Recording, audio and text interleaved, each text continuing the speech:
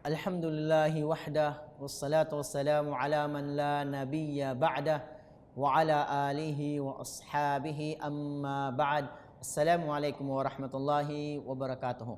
Mga minamahal kong kapatid sa pananampalatayang Islam, nandito naman ho tayo upang makapagbahagi ng munting kaalaman patungkol sa pananampalatayang Islam. Ang nais kong ibahagi sa inyo, mga kapatid sa pananampalatayang Islam, ay ang kagandahang asal sa pananalita. Ang dila ay sadyang napakadelikado, mapanganib. At ang kagandahang asal na pagsasalita ay pinag-utos ng pananampalatayang Islam. Ang Allah subhanahu wa ta'ala ay kanyang niwika sa banal na Quran na kanyang sinabi, وَلَا تَقْفُوا مَا لَيْسَ لَكَ بِهِ عِلْمٍ إِنَّ السَّمْعَ وَالْبَصَرَ وَالْفُؤَادَ كُلُّ أُولَٰئِكَ كَانَ عَنْهُ مَسْئُولًا.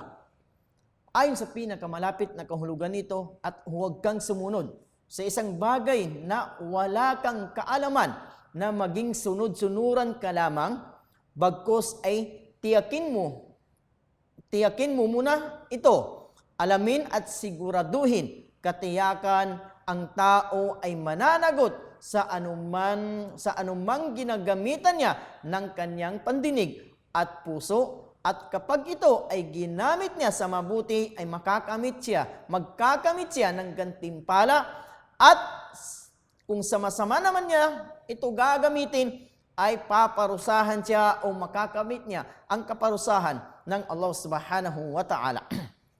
Mga kapatid sa pananampalatayang Islam, alamin natin na karapat-dapat sa atin na alagaan natin ang ating dila sa lahat ng mga ipinagbabawal ng Allah subhanahu wa ta'ala at kanyang sugo.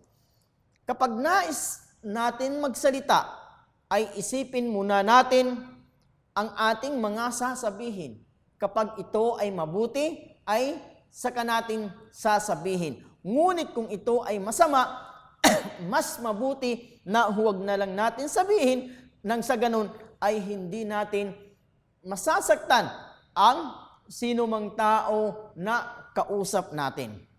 At kung tayo ay magsasalita ay pawang kabutihan lamang ang ating sasabihin, dahil ang pagsasalita ng mabuti ay kawang gawa. At ito ay pinag-utos ni Propeta Muhammad, sumakanya nawa ang kapayapaan, ng kaning sinabi, "Man kana yu'minu billahi wal yawmil akhir falyakul khairan aw liyasmut."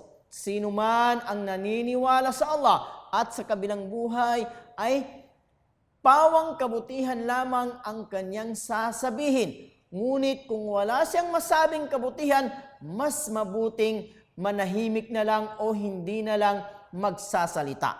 So yun ay pinag-utos ng ating pananampalatayang Islam.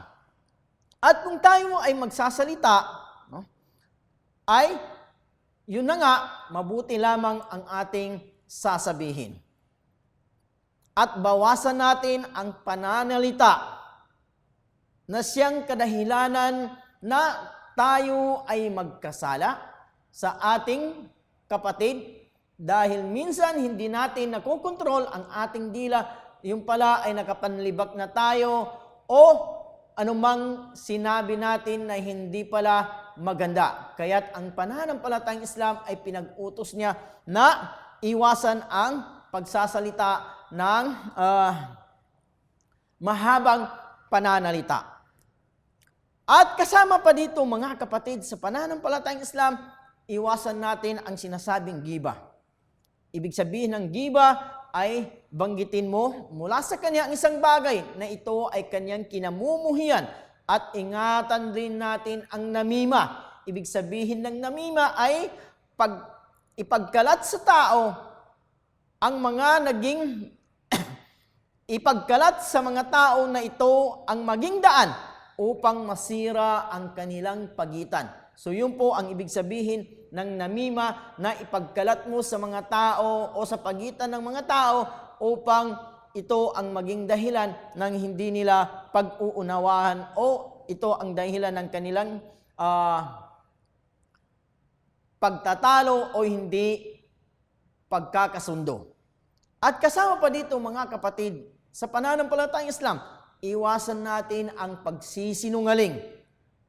Ito ay pagbabalita na taliwas sa pangyayari. Alamin mo ang mga pinakamalaking kasinungalingan na pinanggalingan mo o dapat natin malaman na ang lahat ng ating sasabihin ay pawang katotohanan lamang. Iwasan natin ang pagsisinungaling dahil ito ay malaking kasalanan sa Allah subhanahu wa ta'ala at ito ay kabilang sa palatandaan ng munafik na mga taong mga mapagkunwari. Mga kapatid, sa pananampalatayang Islam, kasama pa dito ay iwasan natin ang pakikipagtalo. Lalo na kung ang pakikipagtalo ay hindi ito makunan ng magandang aral dahil ito ay kadahilanan ng pagkakaroon ng hindi maganda sa inyong pagitan. At kasama pa dito mga kapatid sa pananampalatayang Islam, iwasan natin ang patawanin ang mga tao sa paggawa ng mga kwento na ang kwentong ito ay pawang kasinungalingan lamang dahil ito ay malaking kasalanan na binanggit ni propeta sa kaniyang hadith, kasawiyang palad sa nagkukwento ng kasinungalingan na ang hangad ay upang mapatawa ang mga tao, kasawiyang palad sa kanya, kasawiyang palad sa kanya. Ito ay naiulat ni Abu Daud at si Tirmidhi. At kasama pa dito mga kapatid sa pananampalatayang Islam, huwag mong putulin ang kanilang pag-usap. Ibig sabihin, kung may nag-usap, ipinagbabawal sa atin na putulin natin ang kanilang pag-uusap. No? Huwag mong putulin ang kanilang pag-uusap. Hintayin mo na matapos sila at saka ka makipag-usap sa sino mang nais mong kausapin sa kanilang dalawa. At kasama pa dito mga kapatid sa pananampalatayang Islam, maging malumanay sa pananalita. At kasama pa dito, ibaba natin ang ating boses at huwag itaas.